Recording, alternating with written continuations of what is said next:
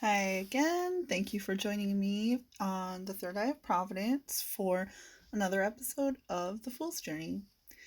This is the 7th episode. We have gone from the Fool step by step in the journey. We have arrived to card number 6, which is the Lovers.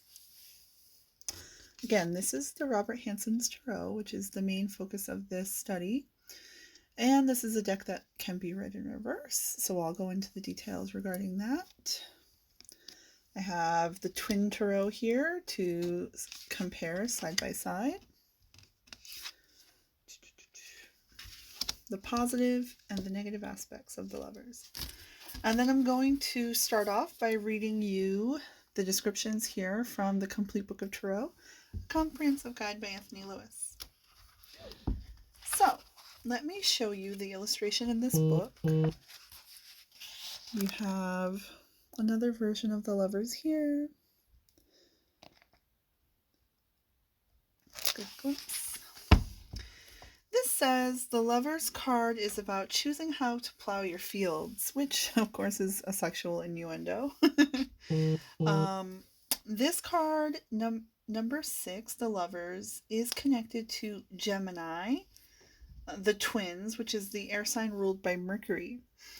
And of course, this card is represented by the element of air, so it can be connected to somebody with air placements in the reading. Now, let's see. The myths and archetypes connected with the card of the Lovers are, of course, Adam and Eve, which I think you see that pretty well here.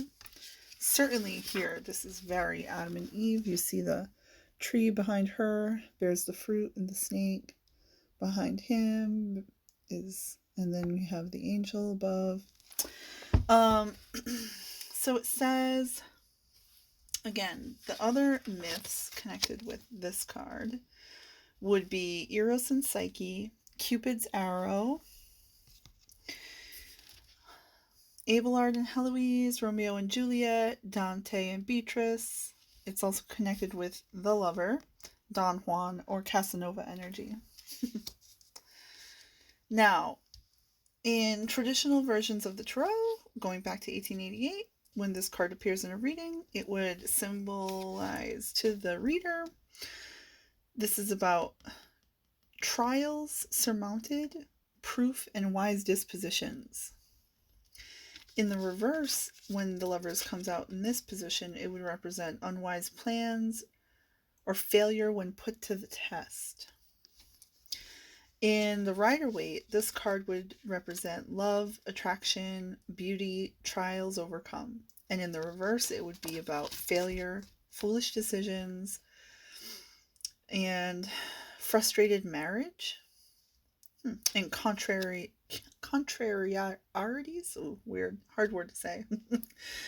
Contrariness, how about that? Golden Dawn, the tradition of the Golden Dawn, this card would represent inspiration passively received rather than actively pursued, as in the Hermit card. And it would also represent action arising from inspiration and sometimes mediumistic inspirations. The important keywords to pay attention to for the Lovers card in a positive aspect are an important decision or the need to choose, devotion, harmony, relatedness, friendship, reciprocity, commitment, true love, romance, enchantments, knowledge of good and evil, and sexual union. In the negative aspect, with the shadow here, you would see this card to represent bad choices, indecisions, doubt, temptation, lack of commitment, seduction, infidelity, betrayal, and disappointment in love, and failure to cultivate one's fields properly, eating of the forbidden fruit, and this could also represent the idle hands are the devil's workshop. Now, when we're reading the Lovers upright, it says that this card represents an important choice that will significantly influence the course of one's life. This choice may have to do with a romantic relationship or a decision to marry and have children. The decisions you make now will have long-term consequences, so it is imperative to think things through, get sound advice, and choose wisely. The association of the card with the sign of Gemini suggests love between individuals that can endure for an eternity. And then in the reversed, what this card would signify is that you may be rushing into a decision without careful consideration. Perhaps being swept off of their feet by a new relationship and cannot think clearly. Love is blind, and Cupid's arrows may tempt you to sow wild oats without considering the consequences. Interesting. It says that you may be behaving like a farmer who has not properly plowed their fields or adequately cultivated all of their crops. Without careful preparation, there cannot be a good harvest. With due deliberation, hard times can be avoided. Very interesting interpretation of this card. I don't think I would have really picked up on the whole harvesting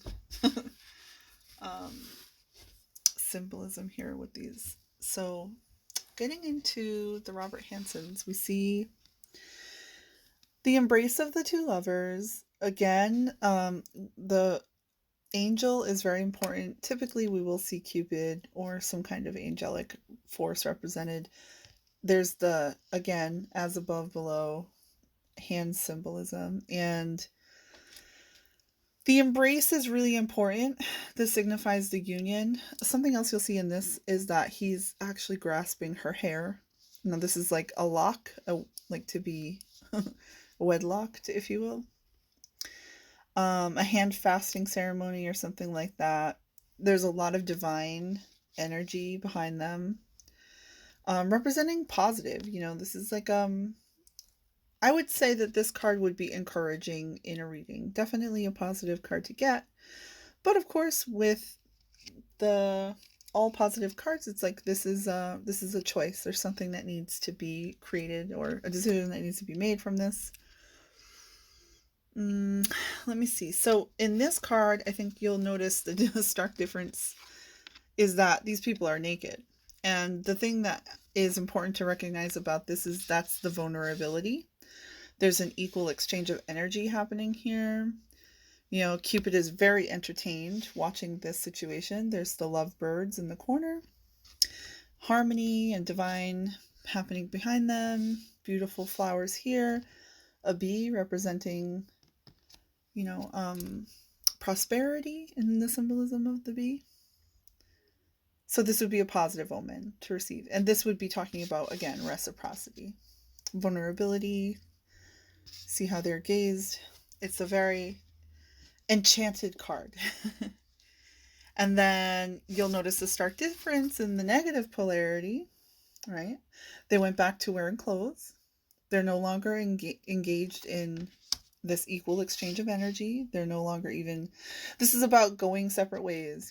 Even Cupid is upset. His arrow has missed its mark. There's no lovebirds. This tree has lost all of its leaves. The bees are gone. The flowers have all wilted away. So without seeing this card, you can make these associations as well, that there's a lot of discord happening here. So I would say that this definitely is a negative omen to receive in a reading. And I think that's really it for the lovers. If there's something that I didn't pick up on, make sure to leave a comment below. It would be really appreciated. I'd love to see some other associations, that maybe I haven't really gone deep into enough about the Gemini, the air sign, and the twins. But hopefully this has been helpful and that you stay tuned for the next episode.